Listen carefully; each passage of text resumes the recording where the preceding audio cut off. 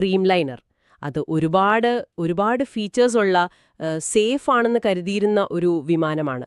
അപ്പോൾ അതിന്റെ ആദ്യത്തെ ഫേറ്റൽ ക്രാഷാണിത്. ഇത് സ്വാഭാവികമായും ആ വിമാനത്തിന്റെ സുരക്ഷയെക്കുറിച്ച് വലിയ ചോദ്യങ്ങൾ ഉയർത്തുന്നുണ്ട് ലോകം മുഴുവൻ. ശരിയാണ്. അതിന്റെ ഒരു പ്രത്യാഘാതം എന്താണിപ്പോൾ കാണുന്നത്? DGCA എന്തെങ്കിലും നടപടിയെടുത്തോ? എടുത്തു. DGCA ഉടനെ തന്നെ എയർ ഇന്ത്യയുടെ കയ്യിലുള്ള മറ്റ് 787 വിമാനങ്ങളിൽ ഒരു എമർജൻസി സുരക്ഷാ പരിശോധനയ്ക്ക് ഉത്തരവിട്ടിട്ടുണ്ട്. ഓ, അതോടൊപ്പം എയർ ഇന്ത്യ അവരുടെ ദീർഘദൂര സർവീസുകൾ ഒരു 15% താൽക്കാലികമായി കുറച്ചിട്ടുണ്ട്. 15%?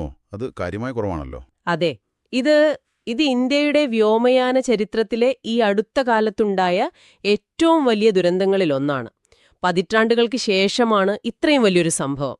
അതുകൊണ്ട് തന്നെ ഈ 787 വിമാനങ്ങളുടെ സേഫ്റ്റി, എയർലൈനുകളുടെ മൊത്തത്തിലുള്ള സുരക്ഷാ സംവിധാനങ്ങൾ, ഇതെല്ലാം വലിയ രീതിയിൽ പുനഃപരിശോധനയ്ക്ക് വിധേയമാവുകയാണ്. പിന്നെ ടാറ്റ ഗ്രൂപ്പും സർക്കാരും അവരൊക്കെ സാമ്പത്തിക സഹായം പ്രഖ്യാപിച്ചിട്ടുണ്ട്. ലോകത്തിന്റെ പല ഭാഗത്തു നിന്നും അനുശോചനങ്ങളും വരുന്നുണ്ട്. അപ്പോൾ നമ്മൾ ഇന്ന് ഈ AI-171 ദുരന്തത്തെക്കുറിച്ചുള്ള പ്രധാനപ്പെട്ട കാര്യങ്ങളാണ് ഓടിച്ചു നോക്കിയത്.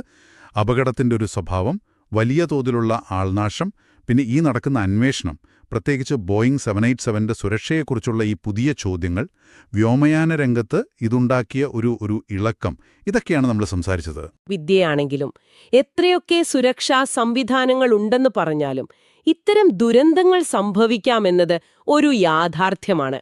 ഇത് നമ്മളെ ഓർമ്മിപ്പിക്കുന്നത് ഇത്തരം സംഭവങ്ങൾ ആവർത്തിക്കാതിരിക്കാൻ എപ്പോഴും ജാഗ്രത വേണമെന്നതാണ്. വ്യോമയാന വ്യവസായം കൂടുതൽ പാഠങ്ങൾ പഠിക്കേണ്ടിയിരിക്കുന്നു. ശരിയാണ്. ടെക്നോളജി മുന്നോട്ട് പോകുമ്പോൾ സേഫ്റ്റി അതിനേക്കാൾ മുന്നിൽ പോകണം, അല്ലേ? തീർച്ചയായും. സുരക്ഷാ മേൽനോട്ടം, പരിശോധനകൾ, അതിനൊന്നും ഒരു വിട്ടുവീഴ്ചയും പാടില്ല.